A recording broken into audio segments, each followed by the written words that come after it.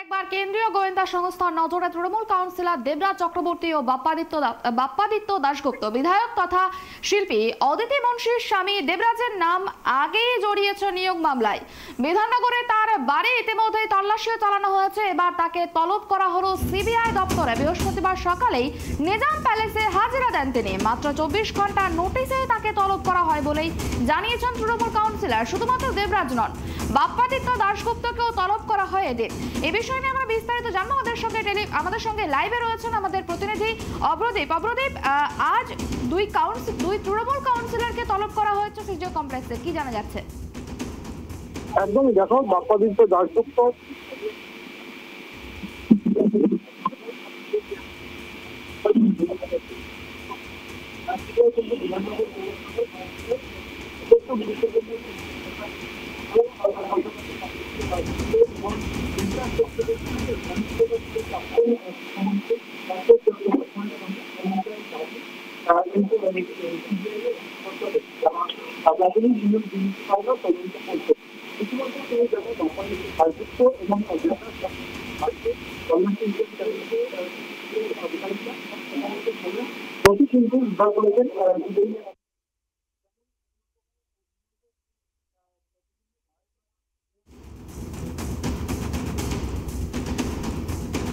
যান্ত্রিক ত্রুটির জন্য যোগাযোগ বিচ্ছিন্ন হয়ে গিয়েছে। আমরা আবারও কথা বলবো, তবে তার আগে আবারও জানিয়ে রাখি, বৃহস্পতিবার সকালে নিজাম প্যালেসে হাজিরা দেন দুই তৃণমূল কাউন্সিলর। শিক্ষক নিয়োগ দুর্নীতি মামলায় জিজ্ঞাসাবাদের জন্যই দুই তৃণমূল কাউন্সিলরকে তলব করা হয় সিবিআই পক্ষ থেকে। কাউন্সিলর বাপ্পাদিত্য দাশগুপ্ত এবং বিধাননগরের তৃণমূল কাউন্সিলর দেবরাজকে তলব করা হয়।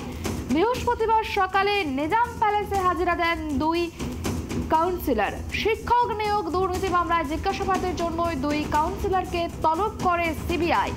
বাপ্পাদিত্য দাশগুপ্ত এবং দেবরাজ, এই দুজন কাউন্সিলরকে তলব করে সিবিআই। যথারীতি তারা সিজিও কমপ্লেক্সে হাজিরাও দেন, এমনটাই কিন্তু জানা গিয়েছে।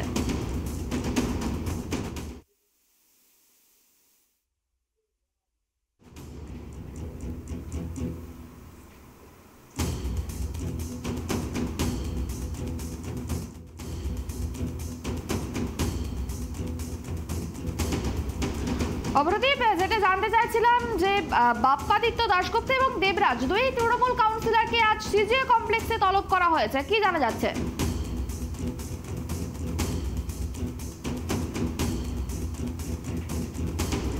তৃণমূলের দুই কাউন্সিলর, একজন বাপ্পাদিত্য দাশগুপ্ত কলকাতা পৌরসভার কাউন্সিলর, অন্যদিকে বিধাননগর পৌরসভার কাউন্সিলর হচ্ছে দেবরাজ চক্রবর্তী।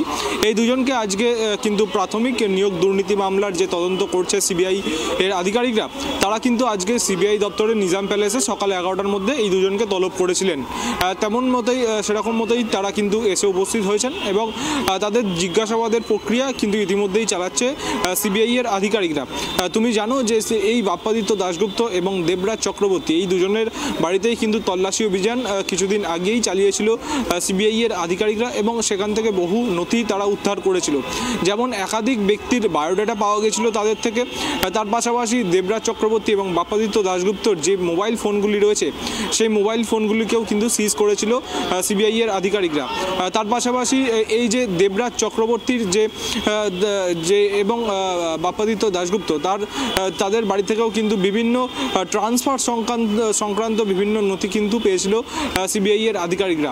এই নথিগুলি তাদের বাড়িতে কি করছিল এবং যে মোবাইল ফোনগুলি বাজেয়াপ্ত করা হয়েছিল, সেই মোবাইল ফোনগুলো থেকে কি পাওয়া গেছে, তার ভিত্তিতেই কিন্তু আজকের এই জিজ্ঞাসাবাদ, তেমনটাই আমরা সিবিআই সূত্র মারফত জানতে পারছি। তুমি জানো, এসএসসি দুর্নীতি, শিক্ষক নিয়োগ দুর্নীতি মামলায় প্রাক্তন শিক্ষামন্ত্রী পার্থ চট্টোপাধ্যায়কে গ্রেপ্তার করেছিল সিবিআই। সেখান থেকে কিন্তু জানা যাচ্ছে যেটা এই বাপ্পাদিত্য দাশগুপ্ত এবং দেবরাজ চক্রবর্তী পার্থ চট্টোপাধ্যায়ের অত্যন্ত ঘনিষ্ঠ ছিলেন। তার জন্যই কিন্তু এদের দুজনের বাড়িতে তল্লাশি অভিযান এবং তার পাশাপাশি আজকে জিজ্ঞাসাবাদের প্রক্রিয়া চালাচ্ছে সিবিআই এর আধিকারিকরা।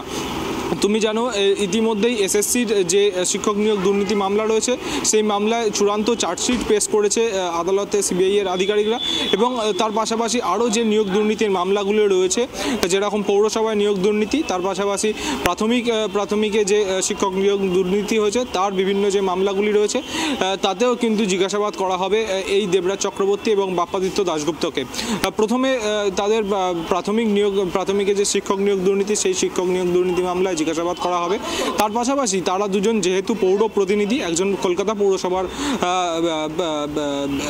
কাউন্সিলর এবং অন্যজন দেবরাজ চক্রবর্তী বিধাননগর পৌরসভার কাউন্সিলর, তাদের বাড়িতে যে বিভিন্ন বায়োডাটা পাওয়া গেছে পৌরসভায় নিয়োগ সংক্রান্ত এবং বিভিন্ন যে ট্রান্সফার সংক্রান্ত নথি যে পাওয়া গেছে তার ভিত্তিতে কিন্তু পৌরসভায় নিয়োগ দুর্নীতির যে মামলা রয়েছে তাতেও কিন্তু জিজ্ঞাসাবাদ করা হবে বাপ্পাদিত্য দাশগুপ্ত এবং এই দেবরাজ চক্রবর্তীকে, তেমনটাই আমরা সিবিআই সূত্র মারফত জানতে পারছি।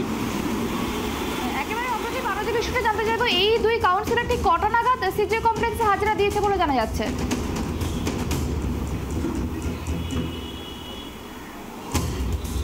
দেখো, সিবিআই এর তরফে দুজনকেই 11টার মধ্যে হাজিরা দিতে বলা হয়েছিল।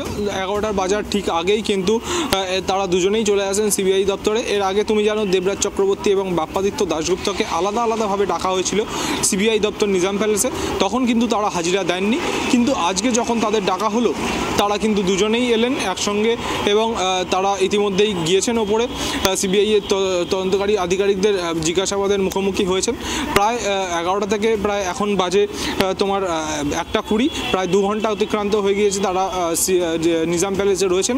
কিন্তু 11টার সময় তারা প্রবেশ করলেও 12টা থেকে তাদের জিজ্ঞাসাবাদের প্রক্রিয়া শুরু হয়েছে, তেমনটাই কিন্তু আমরা সিবিআই সূত্র মারফত জানতে পারছি। অর্থাৎ জিজ্ঞাসাবাদের প্রক্রিয়ার যে এই যে সময় সেটা কিন্তু 1 ঘন্টা 20 মিনিট বলা যেতে পারে। অপরাধী আরও যে বিষয়টা জানতে চাইব, দুজন কাউন্সিলর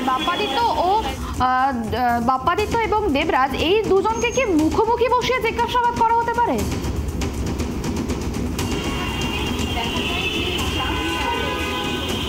দেখো, এই যে জিজ্ঞাসাবাদের প্রক্রিয়া সেটা আলাদাভাবেই করা হবে বলে যেটা আমরা জানতে পারছি সিবিআই সূত্র মারফত। বাপ্পাদিত্য দাশগুপ্তর বাড়ি থেকে যে সমস্ত নথিগুলি উদ্ধার হয়েছে, যে বাপ্পাদিত্য দাশগুপ্তর মোবাইল ফোন থেকে যে সমস্ত তথ্যগুলি উদ্ধার করেছেন সিবিআই এর আধিকারিকরা, সেই সমস্ত বিষয় নিয়েই কিন্তু জিজ্ঞাসাবাদ করবেন সিবিআই এর আধিকারিকরা। এবং দেবরাজ চক্রবর্তীকেও কিন্তু তার বাড়িতে যে সমস্ত নথি এবং তার মোবাইল ফোন থেকে যে সমস্ত নথিগুলি পাওয়া গিয়েছে সেখান থেকে কিন্তু জিজ্ঞাসাবাদ করবেন সিবিআই এর আধিকারিকরা। পরে যদি কোনো কন্ট্রাডিকশন তাদের জিজ্ঞাসাবাদের সময় উঠে আসে, তাদের উত্তরে যদি কোনো কন্ট্রাডিকশন পাওয়া যায় তাহলে কিন্তু দুজনকে মুখোমুখি বসিয়েও জিজ্ঞাসাবাদ করা হতে পারে, তেমনটাও একটা কিন্তু সম্ভাবনা রয়েছে। অনেক ধন্যবাদ অপরাধী আমাদের সঙ্গে থাকার জন্য। আপাতত তোমাকে ধন্যবাদ এই বিষয়ে তথ্য দেওয়ার জন্য। তোমার কাছে আবারও আসবো। যেমনটা জানতে পারলাম যে এই মুহূর্তে যে তথ্য পাওয়া গেল যে প্রাথমিক নিয়োগ দুর্নীতির তদন্তে দুই কাউন্সিলরকে তলব করা হয়েছিল সিজে কমপ্লেক্সে। যথারীতি তারা নির্ধারিত টাইমের আগেই কিন্তু পৌঁছে যায় সিজে কমপ্লেক্সে। ইতিমধ্যে জিজ্ঞাসাবাদ চলছে, প্রায় 1 ঘন্টা 20 মিনিট হতে চলল জিজ্ঞাসাবাদ চলছে এবং বিভিন্ন প্রশ্ন করা হতে পারে এই নিয়োগ দুর্নীতি সংক্রান্ত মামলায়। আজকে ডেকে পাঠিয়েছে কথাবার্তা বলবেন, সেই সূত্রেই ডেকেছে। আপনাকে কবে নোটিশ দেওয়া হয়েছিল?